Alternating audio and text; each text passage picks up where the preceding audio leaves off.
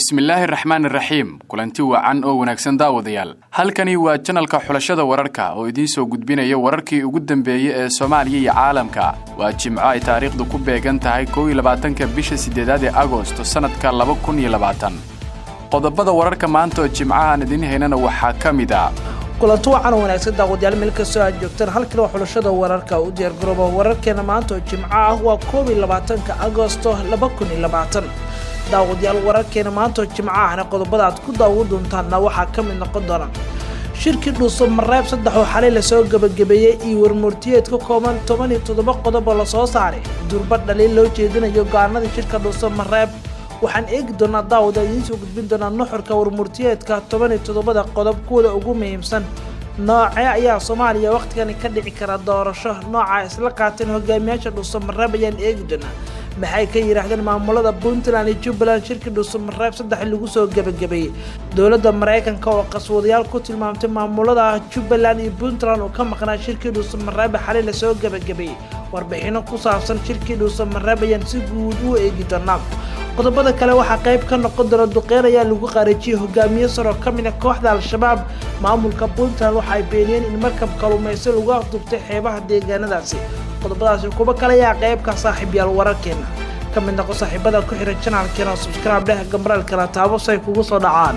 wararka iyo macluumaadada gaarka aan ku hormaro wararkii ugu dambeeyay ee dhuuso mareeb waxaan eegi doonaa warbixintan ugu horeysa ee warkeena maanta wax walba oo ku saabsan dhuuso mareeb kulamadii halkaasi ka dhacay go'aanka la gaaray heshiiska nooca doorasho ee lagu heshiiyay iyo waliba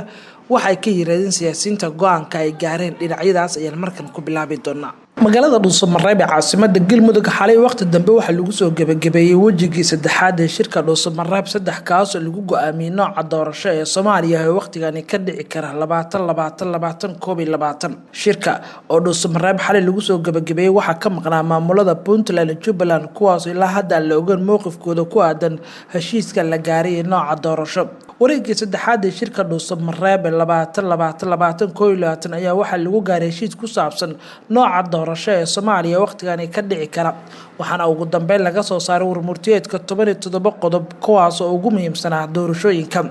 haddii aan 17 qodob qaarkood aan isdul istaagno iyo falanqeyn ku saabsan falcelin durba ka dhalatay qodobada qaarkood oo shaki badan laga muujinayo heshiiskan sida oo suurtagal ku noqon kara qaabka doorashada Soomaaliya waqtigan kaga dhici karto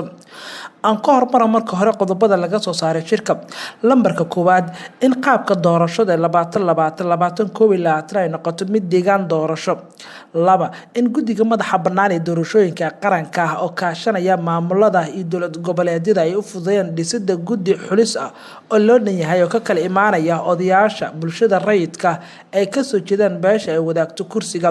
3 in ergada kursi kasta oo noqdo 301 oo ka imaanaya beesha kursiga wadaagto 4 in dowlad goboleed kasta lagu asteeyo ugu yaraan 4 goob oo deegaan doorasho ah ay doorashadu ka dhacayso 5 in codbixiyaasha 3 ilaa 5 kursi hal goob oo doorasho ay wada yaalaan lana isku dhafo kadibna si wada jir ay ugu codayaan dhammaanba musharaxiinta xisbiyada u tartamaya kursigaasi 6 in doorashadu ay ka wada dhacdo dalka oo dhan hal maalin si isku mid ah 7 in guddiga madaxa bannaan ee doorashooyinka qaranka waxa ay kuraasta lagu asteeyay deegaan doorashada aanay amniga ka jirin ay u wareejin karaan deegaanada kale ayagoo awood u leh 8 in kuraasta Somaliland lagu dooran doono qaab doorasho dadban 9 in qorsheynta iyo fulinta doorashada lagu dambeyn doono guddiga madaxa bannaan ee doorashooyinka qaranka ayagoo kaashanaya maamulada dalka ka jira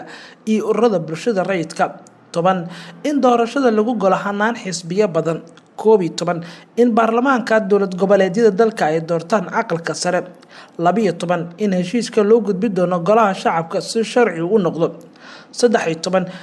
si doorashada waqtigeeda ugu dhacdo waxa la go'aamiyay in guddiga doorashooyinka qaranka ay dardar geliyaan heshiiskan doorasho 14 in madaxda shirka waxa ka go'an si wadida dadaalada xal u helisa tabashooyinka ku aadan arrimaha doorashooyinka 2020 oo ay qabaan labada maamul ee shirka ka maqan waxaan rajaynaynaa in ay nagu soo biiraan wixii hadda ka dambeeya howlaha dhiman ay dhameystiraan ayaa lagu yiri qoraalka warmurtiyeedka 15 in la ilaaliyo 30% saamiga haweenka ee kuraasta 16 wuxuu shirku u mahad celinayaa bogaadin loo jeedinayaa madaxda iyo shacabka reer Galmudug soo dhaweyntii martigelinta shirka 17 sidoo kale shirku wuxuu u mahad celinayaa beesha caalamka oo mar walba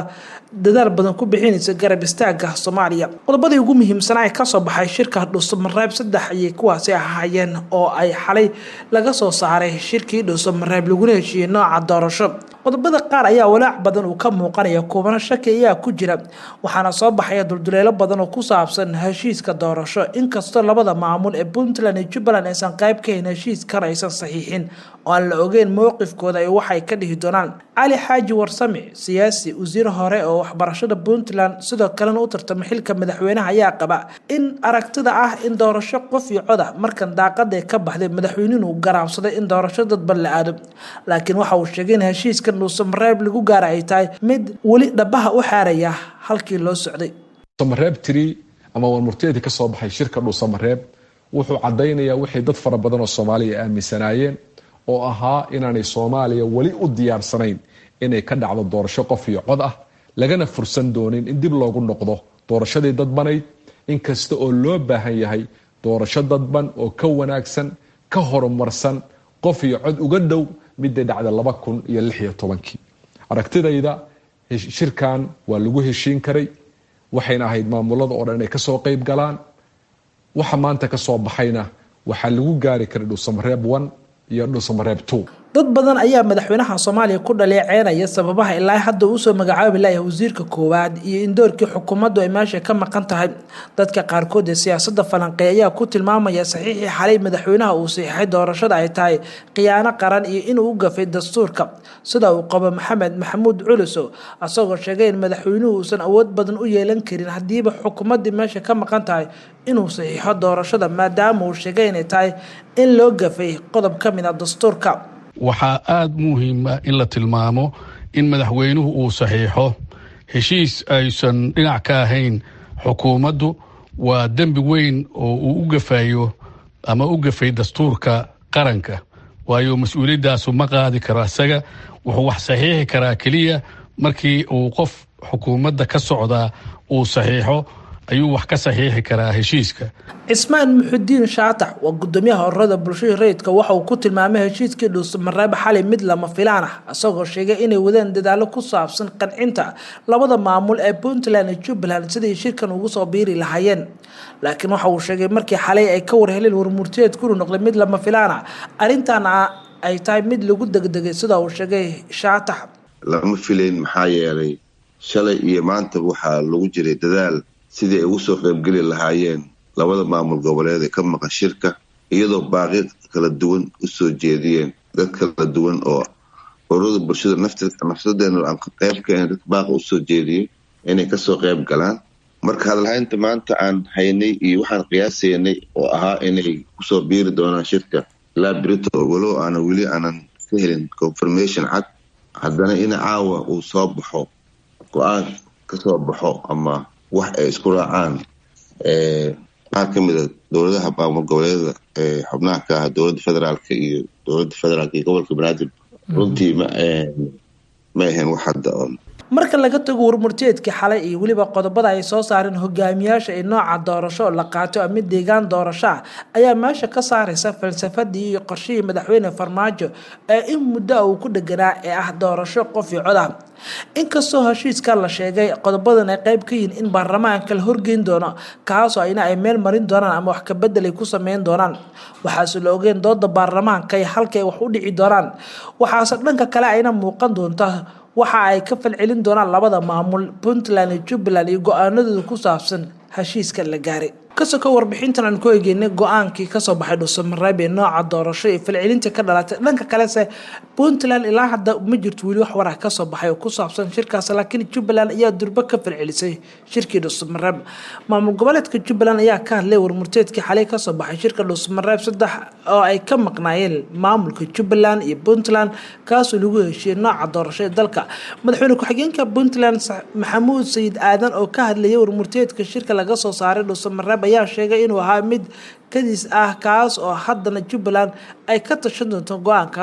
go'aan masiiriyan ay ka qaadan doonto. Maxamuud Sayid Aadan madaxweyne ku-xigeenka maamulkaasi Jubbaland waxa uu sheegay in ayagu qaybaysan ka ahayn heshiiskii dhacay laakiin talo iyo waliba go'aan ay ka gaari doonaan noocan iyo waliba warmurteedkii soo baxay. Madaxweynaha Soomaaliya Maxamed Cabdilaahi Farmaajo kan Hirshabelle Koonfur Galbeed duqa caasimada